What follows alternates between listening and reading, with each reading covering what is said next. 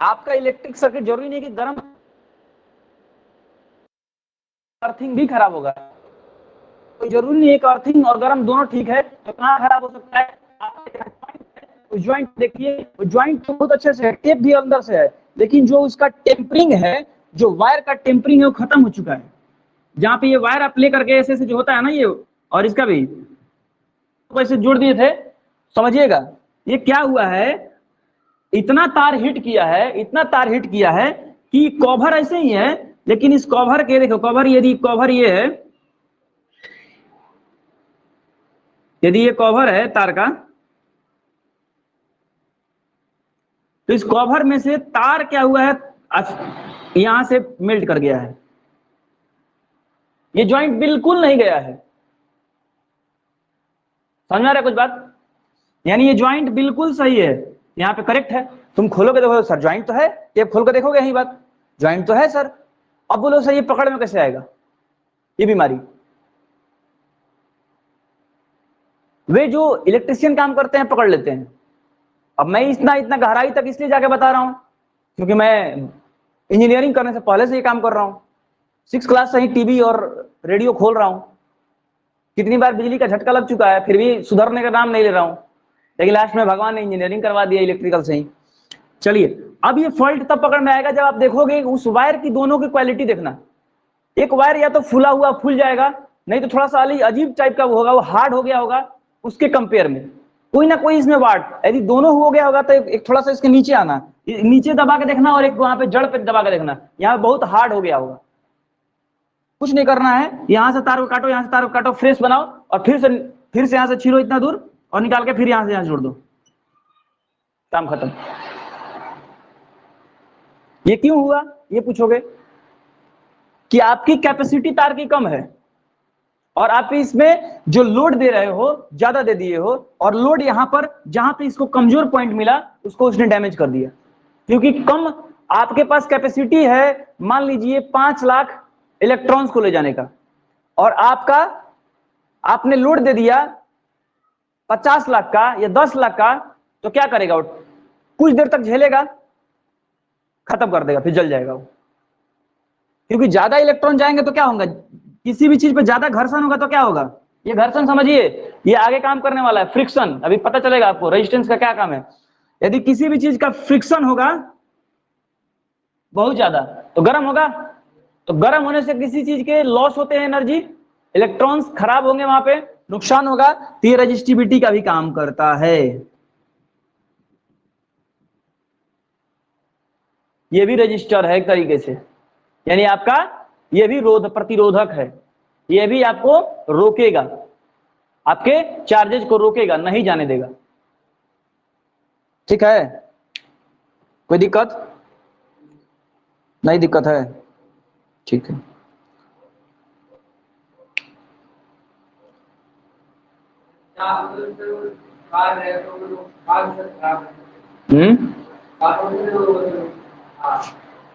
जोर से बोल। केबल कहां से खराब रहेगा?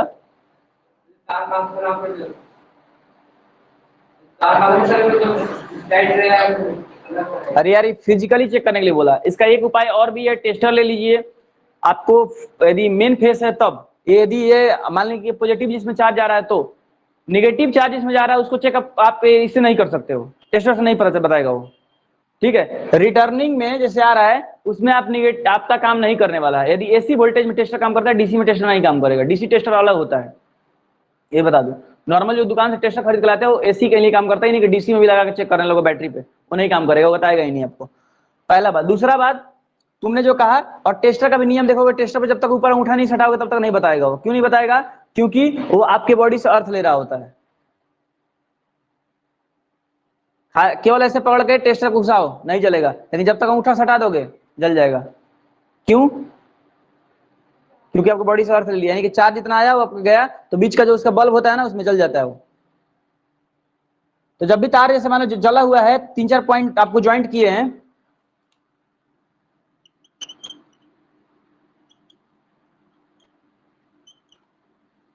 अब मान लीजिए ज्वाइंट किए हैं, तो मान लीजिए चेक करना शुरू करें कि यहाँ पर तो करंट आ रहा है हमारा, सर टेस्टर लगाया आपने, पता चला ओके है सर, यहां पर लगाए, ओके है सर।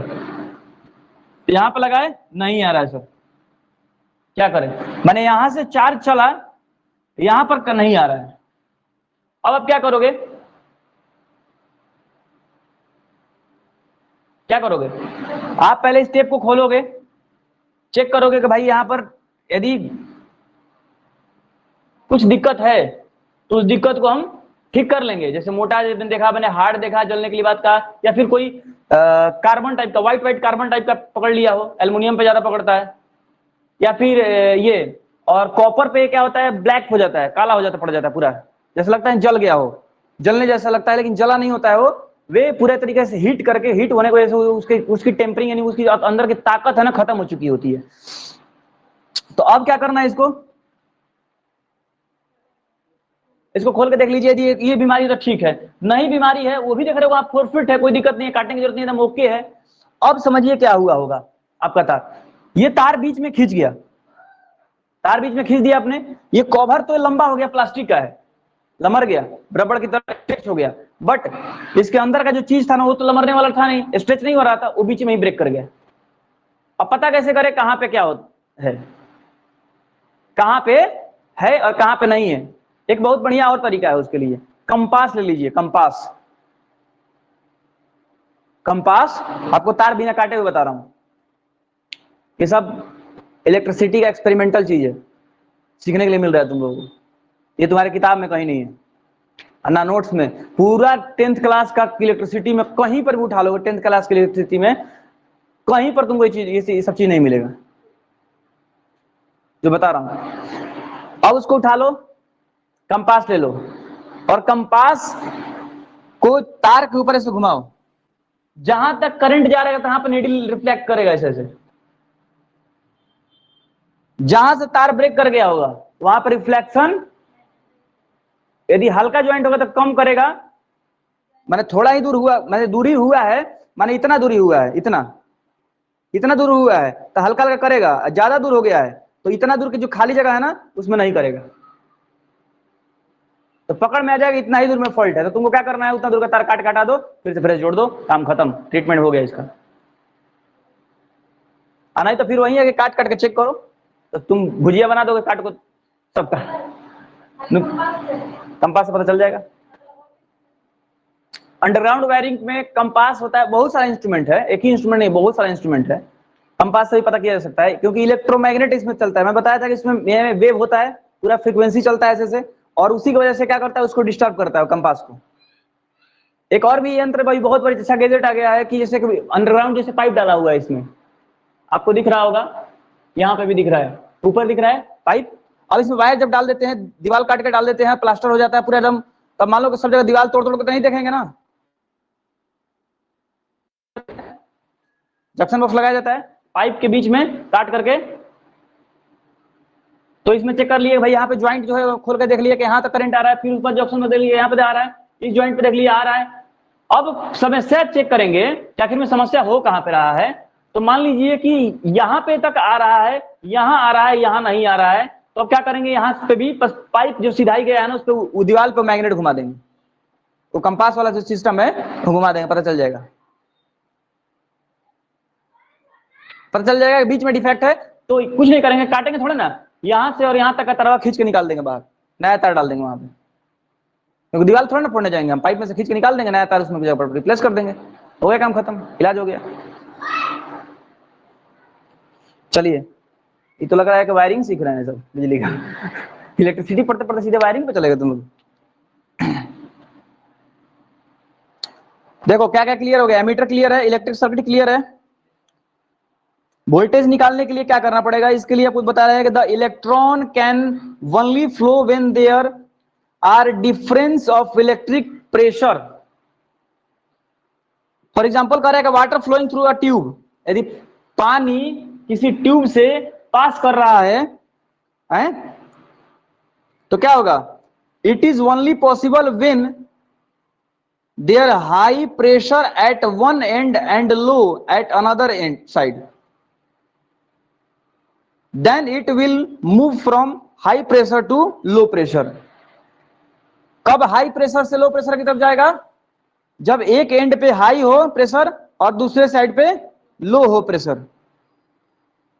तो एक साइड पे हाई और दूसरे साइड पे लो, बीच में यूज है, यूज हो रहा है ना कहीं, डाइवर्जन हो रहा है ना प्रेशर का टोटल। समझिएगा बात को।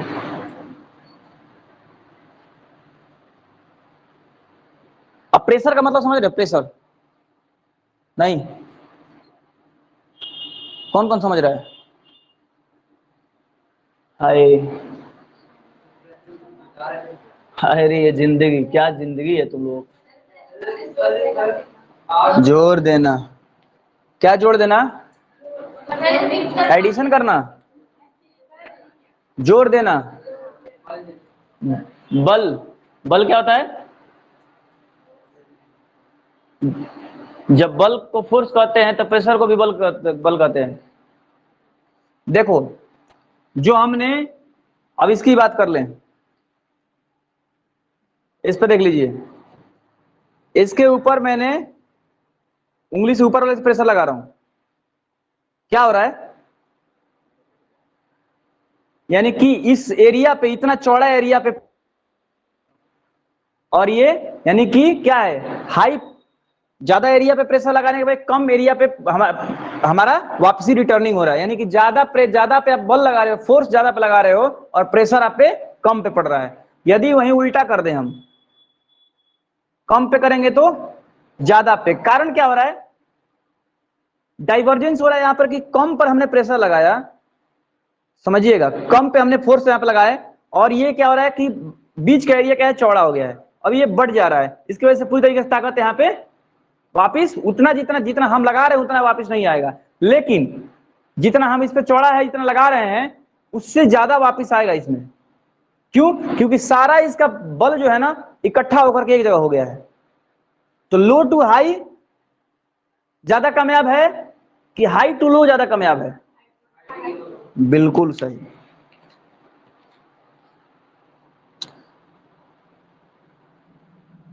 It is only possible when there high pressure at one side and low at the another side, then it will move from high pressure to low pressure। आगे समझ में लाइन? हाई प्रेशर से low pressure पे कैसे जाएगा और क्यों जाएगा, इसकी क्या फायदा होता है? In case of electric current, in case of electric current, electric current के केस में क्या होता है? The flow of charge is made possible due to chemical action within a cell that generates the potential difference across the terminals of the cell। Electric circuit या फिर electric current, दोनों का ये बात कि इलेक्ट्रिक सर्किट में ही electric current है, उस केस में आपको देखने के बोला है कि द चार्ज का फ्लो किधर होगा? मेड पॉसिबल कब होगा? Due to chemical action with a cell. यानी कि एक बैटरी का काम क्या होता है, जो हम बैटरी की बात कर रहे थे, अभी दिखा रहे थे यहाँ पे सेल, उस बैटरी के अंदर में आपको देखने के लिए मिलेगा, जैसे ये बैटरी है, सब प्लेट कनेक्टेड है एक दूसरे, मान लीजिए, अब ये अंदर जो केमिकल कितना रिएक्शन कर रहा है उसी के हिसाब से अपना चार्ज भेजेगा बाहर। क्योंकि बैटरी के अंदर में जो आप नॉर्मली घर में कोई भी पेंसिल बैटरी हो, चाहे रेडियो वाला बैटरी लगता था, चाहे आप टॉर्च वाला बैटरी लगता था, चाहे घड़ी वाला बैटरी लगता था, तो उसको कभी तोड़ना, काला काला निकलता था उसमें से, कार्बन रॉड निकलेगा एक सीधा, उसमें साइड से बहुत सारा काला काला चीज निकलेगा। वही सारे चीज अब मिलकर के जब रिएक्शन करते हैं तो अपनी एनर्जी, केमिकल एनर्जी देते हैं। तो उन्हीं की बात कर रहा है कि in case of electric current the flow of charge is made possible. Made possible कब होगा? ये इलेक्ट्रिक करंट में चार्ज का फ्लो होना पॉसिबल तब होगा due to chemical action with the cell. Action के केमिकल इनके सेल के अंदर में जब तक केमिकल एक्शन नहीं होगा तब तक ये काम नहीं करेगा। That generates the potential difference across the terminals of the cell. और जो दोनों टर्मिनल है ना सेल के, यही पोटेंशियल डिफरेंस जनरेट कर देता है। यहां पे जब इनमें कोई एक्शन हो रहा है, ध्यान, यहां पर अंदर रिएक्शन हो रहा है, तो जरूरी नहीं है कि इक्वली डिस्ट्रीब्यूट होगा ना एनर्जी। कुछ एनर्जी इधर इसके तरफ आएगा, कुछ एनर्जी इधर का आएगा, तो जरूरी नहीं है कि 50-50 आएगा, 70-30 भी हो सकता है एनर्जी। तो वही एनर्जी का डिस्ट्रीब्यूशन हो जाता है, जिसमें कहते हैं कि इलेक्ट्रॉन और प्रोटॉन का, सॉरी इलेक्ट्रॉन, हाँ इलेक्ट्रॉन और प्रोटॉन का अलग अलग होने की वजह से ही मैंने बताया था कि कोई भी आपका मैटर जो है वह कंडक्टर बनता है, वरना बराबर हो जाए तो इंसुलेटर बन जाता है। याद आ रहा है? नहीं भाई, याद आ रहा है ना? एक मैटर यानी पदार्थ, ये इंसुलेटर है। क्यों इंसुलेटर है कल बताया था? क्योंकि इसमें जितना इलेक्ट्रॉन है उतना प्रोटॉन है, दोनों माइनस प्लस जीरो हो चुका है, न्यूट्रॉन बन गया है ये, जिसकी वजह से न्यूट्रल पोजीशन में है। ये ना तुमको करंट देगा ना लेगा, चार्ज को मूव ही नहीं करने देगा। यदि चार्ज इसमें यहाँ पे टच भी करोगे, चार्ज को सोचोगे इस साइड में मूव कर जाए, बिजली के तार में सटा दोगे तो नहीं मूव करेगा, क्योंकि ये प्लास्टिक है। वही रॉड में जाओ तो उसके पास में क्या इलेक्ट्रॉन्स की मात्रा ज्यादा है, तो क्या करेगा वो? इलेक्ट्रॉन फ्लो कराना शुरू कर देगा, बराबर नहीं होना चाहिए। तो यहां पर भी वही चीज होता है, सेम हो जाएगा कंडीशन। तो क्या हो जाएगा? ये इति श्री देवा खंडे खत्म हो जाएगा, काम नहीं करेगा, सेल डेड कर जाएगा।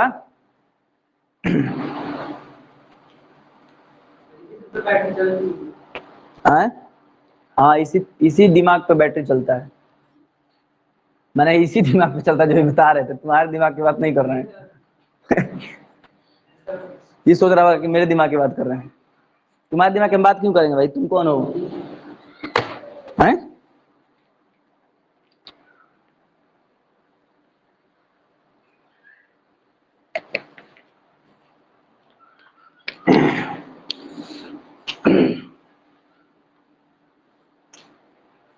चले आगे, इलेक्ट्रिक पोटेंशियल अगला टॉपिक आ रहा है। It is defined as the work done in a carrying a unit charge from one point to another between the 2 points of an electric circuit. इसको किस तरीके डिफाइन किया जा सकता है?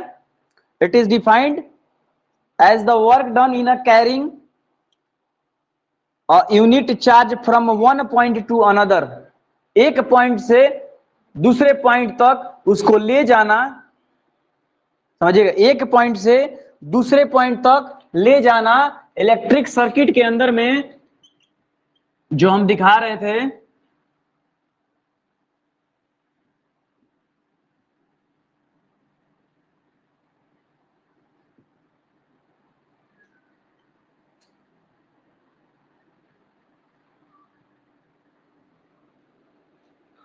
इलेक्ट्रिक सर्किट में कह रहा है it is defined as the work done in a carrying a unit of charge. एक मात्रा में, मैंने यूनिट ऑफ चार्ज कहने का मतलब है कि माने कि 20 किलो, 50 किलो, 100 किलो, यानी कि कूलम में नापते हैं तो कितना कूलम चार्ज, कितना, इतना कूलम चार्ज।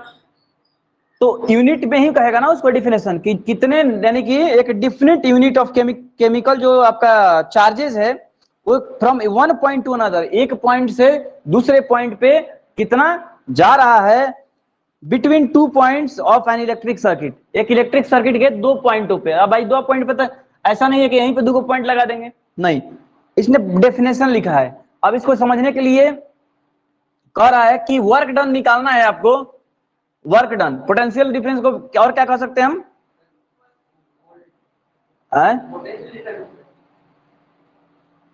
हाँ,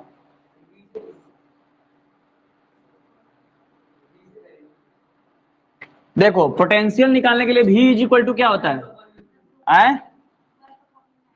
वर्क अपॉन में Q में बोल रहा हूं,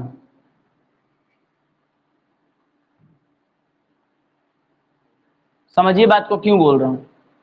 टोटल काम कितना हुआ यह बोल रहा हूं, बात कर लिए तुम लोग हैं? अचानक जगह रिप्लेस तो कैसे हो गया? जगह रिप्लेस कैसे हो गया?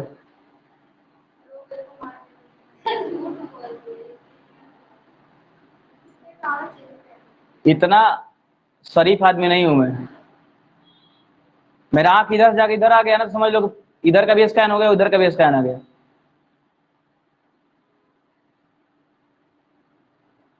हम लोग 20 मिनट में 20 पेज पढ़ने की कैपेसिटी रखने वाले इंजीनियर हैं।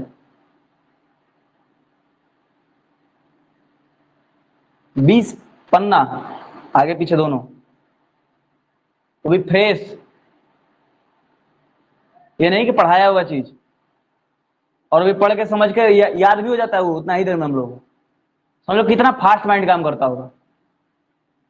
6 महीना नहीं 4 महीना रहता है, 2 महीने छुट्टी चल जाता है, 1 महीने एग्जाम में चल जाता है, 1 महीने दोनों एग्जाम सेमेस्टर में डाल दीजिए, 4 महीने ऐसे निकल गया, 2 महीने छुट्टी है, 2 महीने एग्जाम, 4 महीने निकल गया 12 महीना में, 8 महीना, 8 महीने में 4 महीने बस मिलता है इंजीनियरों को पढ़ने के लिए। किताब होता है 6, किताब की मोटाई होती है एक डिक्शनरी के बराबर, इतनी मोटी एक किताब, टोटल हो गए 6 किताब, उनको खत्म करना होता है 4 महीने में। तुम लोग से देखो एनसीईआरटी का किताब साइंस जो है ना, वो खत्म नहीं हो पाता है पूरे 1 साल में, 12 महीने में। तो तुम लोग इतना तेज, हम लोग 4 महीने में इतना किताब खत्म कर रहे थे, इतना बड़ा मूर्ख। बहुत ज्यादा माथा खपाए होंगे तब जाके हम वहां तक पहुंचे। तो पढ़ाई के वक्त डिस्टरबेंस नहीं, यदि हो गया तो हम पिटने में देर नहीं लगेगा, कुछ भी चला देते हैं हमें इसे, हम ये आएंगे नहीं मारने के लिए, यहीं से मार देंगे चला के कुछ भी। मैंने लिखा है V यानी voltage is equal to work upon में Q, यानी टोटल जो आपने काम किया है उसको भाग कर दीजिए टोटल जो चार्ज आपके पास में गया है। ये तो वर्क डन निकालने के लिए आप क्या करते हो, वर्क अपॉन में टाइम टेकन लगाते हो। वर्क अपॉन में क्या लगाओगे, टोटल वर्क डन निकालने के लिए क्या लगाओगे, हम जो बोलेंगे वही रिपीट करेंगे सर हम लोग। आप बोलिए पीछे से हम लोग। काश मेरे बोलने से सब कुछ जय श्री राम का नारा लगाता तो पूरी दुनिया को हम जय श्री राम का नारा लगवा दिए होते, तो लगाएगा ही नहीं। किताब है मगर खुला किसी का नहीं है, आधा खुला है तो किसी को पता नहीं है। कल ये भी पता चला था कि कल इलेक्ट्रिसिटी चैप्टर शुरू हुआ है, तो हम रीडिंग भी करके आए, किसी को मतलब नहीं था। एक बच्चे होते हैं कि 90% खुद पे भरोसा करते हैं, 10% टीचर भरोसा करते हैं, या कुछ बच्चे होते हैं कि 10% खुद भरोसा है तो होता है, 90% टीचर भरोसा आएगा। मास्टर साहब तो पास करा ही देंगे ना, मास्टर साहब घोर के पिला देंगे। कल ही बता रहे थे ना रोहित की कहानी, ये हाल रहा तो बस समझ लीजिएगा भगवान ही मालिक है आप लोगों का। इसका ऐसा ही यूनिट होता है पोटेंशियल डिफरेंस नापने का, क्या होता है भी, इसीलिए इसको वोल्टेज कहते हैं, और वोल्टेज के वोल्ट मीटर भी कहते हैं, भी से वोल्ट मीटर वोल्टेज होता है, और वोल्टेज निकालने के लिए हमको वर्क से अपन क्यू से डिवाइड करना होता है। सिंपल लेके चलते हैं अब हम, यानी कि टोटल यहाँ से चार्ज जो निकला, चार्ज जितना गया कितना खपत हुआ हमको निकालना होगा। यदि तो हम क्या करेंगे बाबू, टोटल वर्क हमको निकालना होगा कि यानी कि भी निकालना होगा। ये तो हमने क्या है कि वर्क कितना हुआ, यानी कि इस पे काम कितना हुआ, समझिएगा काम इसने कितना कर लिया, और उसको भाग कर देते हैं कितना से, चार्ज मेरे पास गया कितना था और काम हुआ कितना है, यानी कि खाया कितना उसने और टोटल गया कितना था, यही बात हो रहा है ना। वर्क मतलब क्या, खाना, चार्ज मतलब टोटल गया, क्यों मतलब भाग कर दो, जो बचेगा वही हमारा होगा, वही होगा ना पोटेंशियल डिफरेंस। अरे खाने के बाद जो बचता है वही होता है। 1 volt is equal to, work को कैसे दिखाते हैं, वर्क को का एसआई मात्रक क्या है, वर्क का एसआई यूनिट क्या है, जूल है, यानी कि 1 जूल कर देंगे हम वर्क डन के बराबर में। और क्यू का क्या है 1 कूलम्ब, तो क्या हो जाएगा, इसका वोल्ट का तो हो ही जाएगा, तो लिख देंगे हम इसे 1 volt is equal to, very good. Volt meter की कहानी क्लियर है, बताने की जरूरत नहीं है। सिंबल दिया हुआ, सिंबल आप लोग रट लीजिएगा, चाहे देख लीजिएगा, बना लीजिएगा, 2 बार बनाइएगा तो याद आ जाएगा। रटना क्या है, सेल का होता है ये, मैंने सिंगल लगा दिए, ये बड़ा होता है पॉजिटिव वाला, निगेटिव वाला छोटा होता है, यानी कि एक बड़ा और एक छोटा, छोटा लाइन खींच कर दिए तो ये क्या हो गया हमारा सेल। इसी तरीके से मैंने बताया था अभी कि इसमें बहुत सारा, एक पहले बड़ा पॉजिटिव के साइड, फिर छोटा, फिर बड़ा और फिर छोटा, ये क्या हो गया, मैंने कि दिखा रहा है कि एक सेल और 2 सेल, जब एक से ज्यादा सेल कनेक्ट हो जाए, ओ साहब इधर देख लो, सेल प्लस सेल, बहुत सारा सेल कनेक्ट हो जाए तो क्या बन जाता है ये बैटरी। उसके बाद स्विच को, की स्विच को बहुत तरीके से दिखाया जाता है, तो नॉर्मल आपको लिए याद करने के लिए क्या है, ये यानी क्या है, ये ओपन स्विच है। क्योंकि ओपन क्यों कहा जाता है, क्योंकि ये सर्किट में यदि करंट यहां से फ्लो कराते हैं तो यहाँ पर आकर रुका रहेगा, जब तक इसमें सटेगा नहीं, यहाँ पे सर्किट कनेक्टेड नहीं ना है। अब जैसे इसको कनेक्ट करा देंगे हम,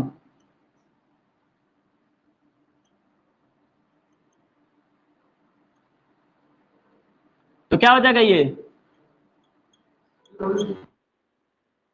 क्लोज स्विच। ठीक है। अब देखिए ज्वाइंट वायर के लिए इस तरीके से दिखाया जाता है।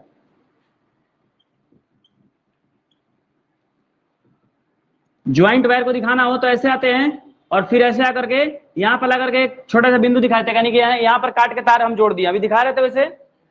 उसके बाद यदि तार को तार के ऊपर से दूसरे लेके जाना है, यहाँ पे ज्वाइंट नहीं करना है, और वहीं पे जगह है हमारे सर्किट बनाते टाइम, मान लीजिए जैसे सर्किट बना रहे हो और तब तक एक तार मन रख कर यहाँ से भी जाएगा, तो ऐसे लेके जाओगे तो क्या कोई समझेगा कि इसमें ज्वाइंट कर रहे हो ना, है यानी इसमें ज्वाइंटेड है, पेपर पे बनाओगे तो इसको क्या करना है कि जब जब जब डायग्राम बना के देना होगा तब क्या बना के दोगे, ऐसे, यानी इसके ऊपर से जा रहा है। ऐसे बनाने का मतलब क्या, इसके ऊपर से जा रहा है, कर्व बनाने का मतलब। ठीक है। बल्ब का तो अभी देख ही रहे हो बहुत देर से।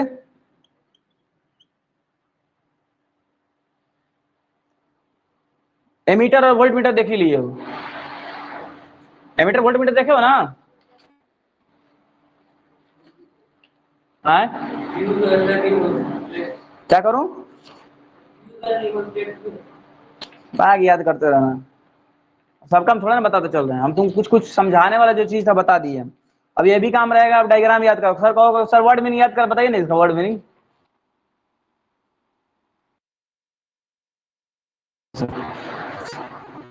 अच्छा स्विच को हिंदी में क्या कहते हैं सर। अच्छा की मतलब क्या, चाबी, तो चाबी तरीके से हो गया, वो तो सब ताला में लगता है ना सर। तुम्हें माथा चाटो मेरा, यही काम है। 10th क्लास का नहीं हो तब नर्सरी क्लास में एडमिशन करा, 1 क्लास में। अब आता है कि ओम्स का लॉ आता है इसके अंदर में।